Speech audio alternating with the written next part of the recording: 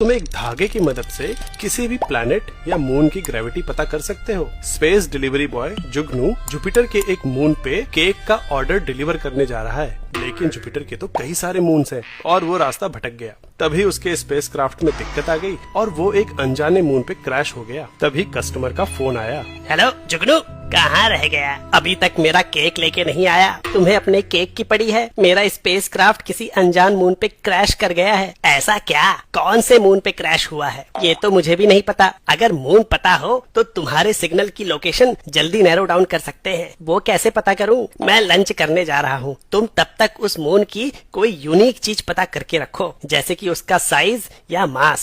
अब जुगनू सोच में पड़ गया। इतना बड़ा मून है, इसका साइज या मास कैसे नापूं? कोई ऐसी चीज पता लगानी होगी जो मास और साइज पे डिपेंड करती हो। जुगनू सोच ही रहा था कि उसके स्पेसक्राफ्ट का एक पार्ट टूट के गिर गया। ग्रेविटी पता लगा सकते हैं। जुगनू के पास 5 किलो का केक है। अगर वो इस मून पे केक का वजन नाप ले तो पृथ्वी की तुलना में ग्रेविटी का रेशियो मिल जाएगा और मून की ग्रेविटी पता चल जाएगी। पर ये क्या, वजन नापने की मशीन तो क्रैश में टूट गई। यही मरना लिखा है मेरा। तभी उसकी नजर घड़ी पे गई। इक्वेशन ऑफ मोशन इस्तेमाल कर ग्रेविटी निकाल सकते हैं। पर ग्रेविटी पता करने के लिए वेलोसिटी या हाइट का पता होना जरूरी है। वेलोसिटी नापने का तो कोई जुगाड़ नहीं, मगर जुगनू को पता है कि उसकी हाइट 1.7 मीटर है, तो इस हाइट से पत्थर के गिरने का टाइम देख वो ग्रेविटी पता कर सकता है। लेकिन पत्थर तो काफी जल्दी नीचे गिर जा रहा है। इतनी कम ड्यूरेशन का सही अंदाजा लगाना तो काफी मुश्किल है। कुछ ऐसा करना होगा जिससे टाइम नापने के लिए ज्यादा वक्त मिले। अब जुगनू की नजर स्पेसक्राफ्ट में लगे नींबू पे गई, जो क्रैश के बाद से ही स्विंग कर रहा था। आइडिया,